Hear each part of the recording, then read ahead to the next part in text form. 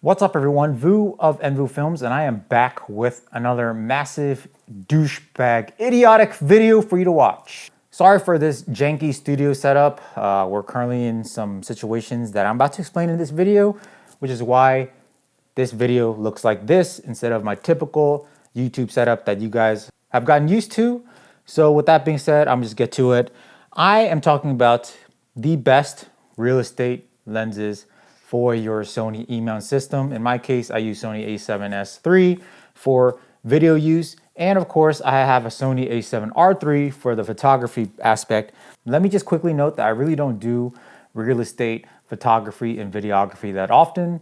It's not something I advertise. It's not something that I enjoy doing that much, but I do it for a couple of realtors, my own personal realtor who has helped me purchase this house and helped me selling this house as well as I'm going through right now. I usually do videos for him. Once in a while, I may do photos, but usually someone else does that. And I have another realtor I do video for occasionally, but they're all friends. I don't really like I said, I don't advertise it. It's not something I mainly do, but I think I have a pretty good recommendation, pretty good idea of what lenses I recommend to do real estate videography and photography. With that being said, let's talk about some focal lengths. Obviously, you have a 16 to 35 G Master f2.8 lens. We all know that's a great versatile range, but that lens is also over $2,000. I have been, for the most part, using the Tamron 17 to 28, and I've been just shooting real estate videos at 17 millimeters.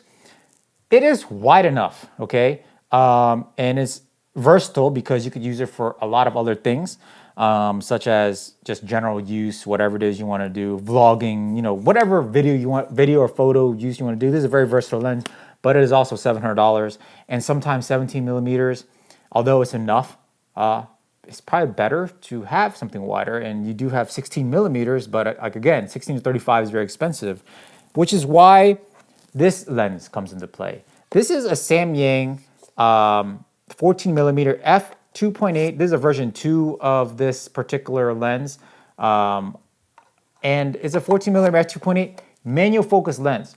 There is also a autofocus version of the 14 millimeter f2.8, but it is a bit more expensive. I believe I've seen it for $500 to $600.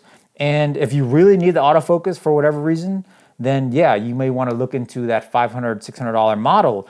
But the reason why I chose the manual focus one, it's only $380.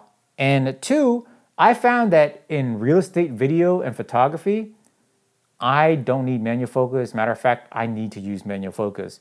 And one of the things is, it's very easy to manual focus with this lens because you're shooting at 14 millimeters, and even at f2.8, that's like a lot of depth of focus. So it's very hard for you to miss focus.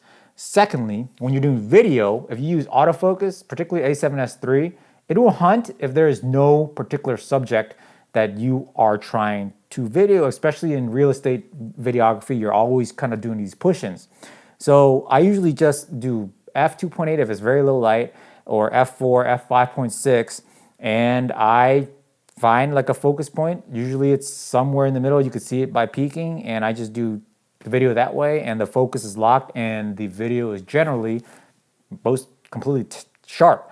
I've had issues with autofocus where I would be doing a real estate video and it'll start hunting, and I don't really catch it until after the fact. So it kind of ruins the video a bit. Not that big of a deal, but I recommend if you are doing real estate video to definitely use manual focus.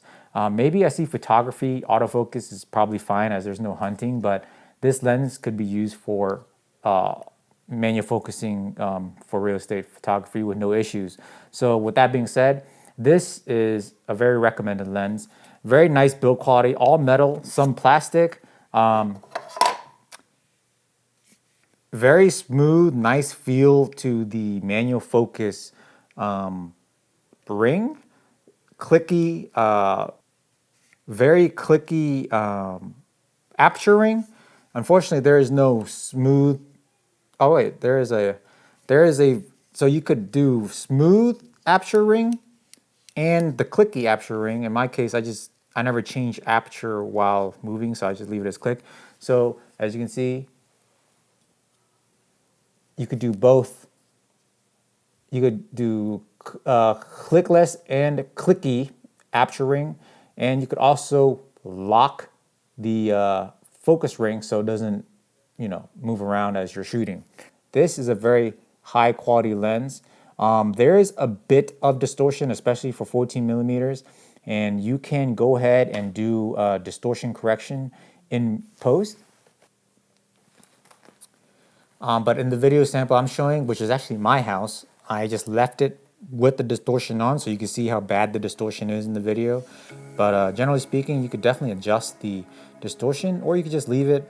Like I said, I'm not like some crazy real estate photographer, videographer that does like a whole bunch of these videos. I don't do high-end homes. Most of the homes I do are townhomes. So again, I deliver what it is, but I think for most use, this is a perfect photography, videography lens that doesn't break the bank. At $380 for your Sony E-Mount system, you go ahead and start making some good, decent cash with your video and photography business for real estate.